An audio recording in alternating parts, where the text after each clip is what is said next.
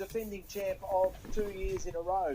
I think he's way over the odds of the price. He'll run well. And Mark Zaraon's important because Mark knows him well and rode him during the Flemington Carnival. He was $13 when he won 2 years ago and $6.50. So he's been nice odds, hasn't he? So he fronts up again for a third. So an important race in its own right and a lead perhaps to the Stradbroke. Here's David Fowler.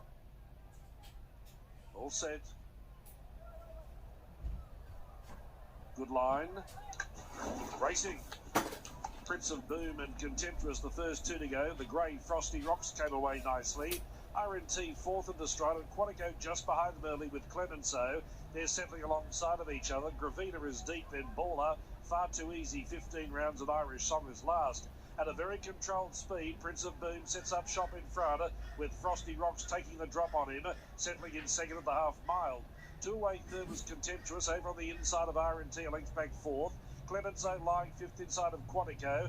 Now he's positioned sixth, one off the rail, 5 lengths off the lead at the halfway mark. Gravina always deep. Baller next, then Far Too Easy with about 6 or 7 lengths to make up, 15 rounds, and Irish Songs turns in last. Prince of Boom is going to take plenty of catching. He's travelled boldly in the lead. He's enjoying his racing, and look at him go now. He slipped away, Prince of Boom, 2-3 in front. From Contemptuous, Clemenceau, Frosty Rocks. Quantico's got work to do, and then R&T. The rest were struggling. Prince of Boom in front, down towards 100 metres. He's well clear. Contemptuous battling on. Far Too Easy emerging for the Quinella, but Prince of Boom, first out, first home, never looked like losing. He beat Far Too Easy, Contemptuous, and Clemenceau.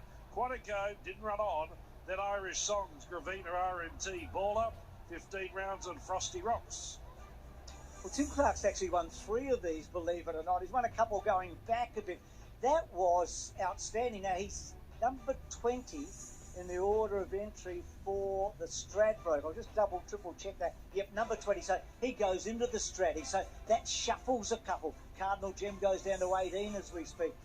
Can he win a Stradbroke after having a look at that today? Well, it tends to be the poison chalice, doesn't it, the Morton Cup? It's really hard to win and then back up and win a Straddy the next week. History says that, but by gee, he'll put some speed in the race. He was so dominant. I kept looking around, okay, where's all the run-on horses? But he was off and gone. He was, and he dictated right from start to finish, didn't he? And I suppose if you look past that last start, when you actually look at it, it was behind Giga Kick, wasn't it? Which is a great form reference, and prior to that, in this company, had been really game and strong. So probably a little bit overlooked, I guess, Prince of Boom, but controlling it in front was, there was nothing else in it. It's all about your winner in this one. It's always been an exciting horse. So Robert Heathcote has Rothfire in already. I know he's a genuine contender. The last 100's going to sort him out a bit, and the last 100 might sort this bloke out a bit. But you feel like with a furlong to go on the Straddy, Rob Heathcote's going to have a couple of horses in the mix, don't you, next week? Oh, he'll give the owners a real thrill, won't he?